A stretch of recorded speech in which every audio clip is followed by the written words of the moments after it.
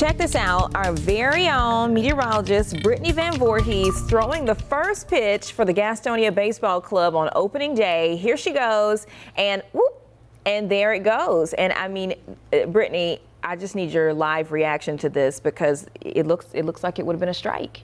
It would have been if I'd been standing on the pitcher's mound, obviously. We talked about this a little bit earlier in the shows. They make you stand, flat because most people who aren't, minor league baseball pitchers, we practice on flat ground.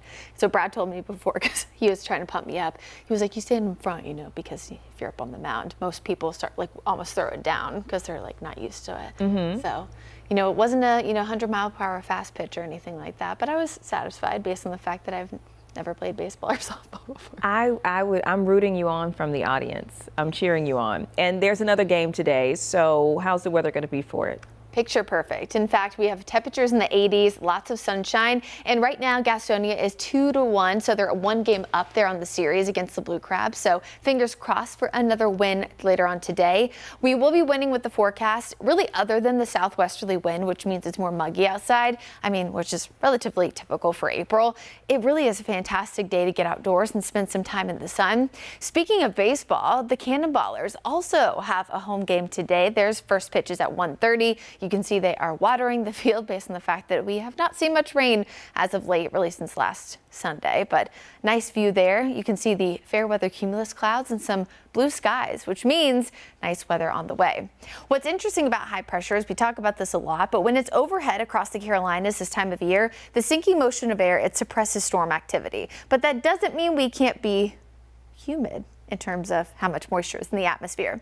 And this is because that clockwise rotation around it sends all of that warm, moist air in from the Gulf of Mexico and even sometimes the Gulf Stream, depending on the positioning, which means we're muggy even though we don't see the storms. You need that trigger typically for thunderstorms this time of year, a cold front, things like that. That stays well off to the west because of high pressure blocking it away from the Carolinas.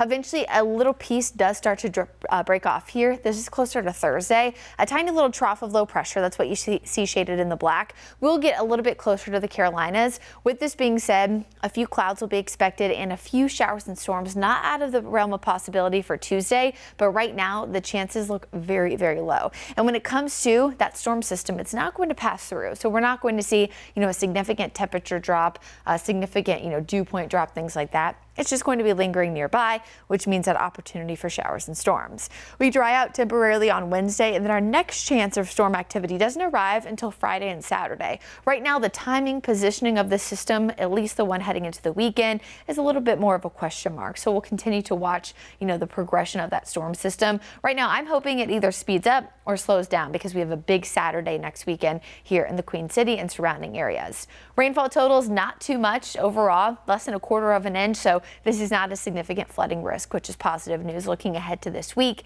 As of course, Tuesday, also a big day because the Charlotte Knights are back in Uptown. And that's one of the reasons why you'll see in our Guy Roofing 7-day forecast that we're keeping a close eye on that storm activity. Of course, it's storms that could impact, games starting, things of that nature. We've seen it a lot too during Charlotte FC matches during the summertime. So that's what we'll watch, of course, especially from Truist Field there on Tuesday. 30% chance of storms. We're even warmer heading into Wednesday and Thursday, the first few days of May. Yes, May is almost here. Highs will peak in the upper 80s, close to 90. And then, of course, by next weekend, we're just watching the progression of those storms. Strawberry Festival in Fort Mill next Saturday, and also Charlotte FC back at home.